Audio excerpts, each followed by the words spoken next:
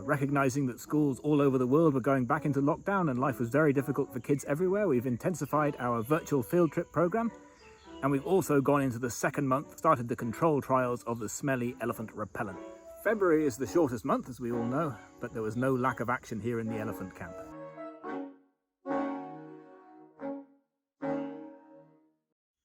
Travel restrictions in Thailand eased a little, so we had some guests through the foundation.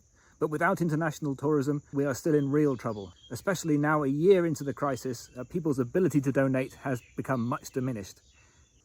On the upside, this was the wettest February on my records, and we had about 100 millimeters of rain, which not only gave the elephants 3 or 4 days of absolute joy in mud and water and splashing and everything else, it gave the rest of us that, and has also given us greenery going into the dry season. So life is not quite so hard as far as finding natural fodder as it was this time last year.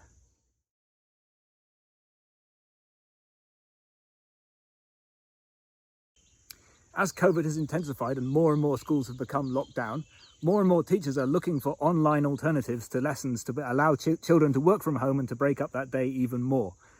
We have decided to intensify our virtual field trip program and offer free of charge lessons to any school that asks, really, anywhere around the world. We can zoom into their classrooms or use whatever messaging technique or whichever program they use, and bring them elephants, bring them information, and generally make them feel a lot better about themselves, but also learn. So the children were locked down at home, the school was shut, and all of their lessons were taking place over the internet. So what was wonderful was we were able to give them a very different sort of experience from the usual lessons that they were having.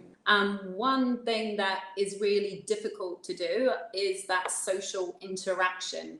That's where I think the elephants came in so powerfully, because they were given this completely different experience where they were brought out of the classroom, and the way that they were talking to each other, and it was like they were in the same room building this excitement and this experience that they were going to have together. Whereas the online learning before is quite individual, because you send off the maths homework, the child completes it by themselves and then sends it back to you. But we were able to create something that everyone could get involved with.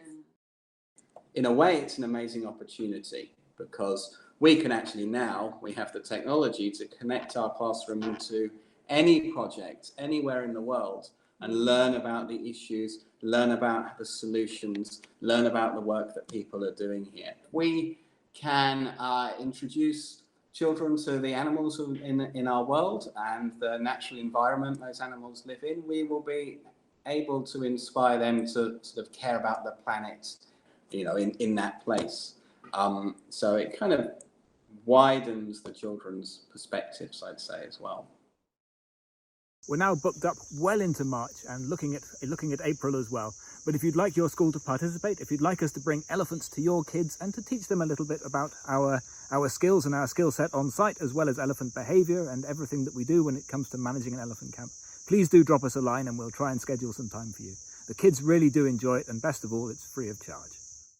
We may always look relaxed on camera, but there's a lot going on here in the Golden Triangle. And sometimes even professionals schedule their virtual field trips and their Smelly Elephant Repellent just a little bit too close together. Talking of the Smelly Elephant Repellent, we haven't yet cracked the top off the nasty brew, but we have started some control experiments. The idea of the controls is to make sure that they're not scared of the fence and get them excited about the idea that there may be food inside. Then we can apply the nasty repellent and see if it really works. Because the only way to make sure that the smelly stuff really works is to know that they're turned off from something that they really enjoyed only 5 minutes ago. During the controls, we don't mind if they show interest in the fence, or even if they play with it. In fact, that's a good thing, because it means they're not scared of it.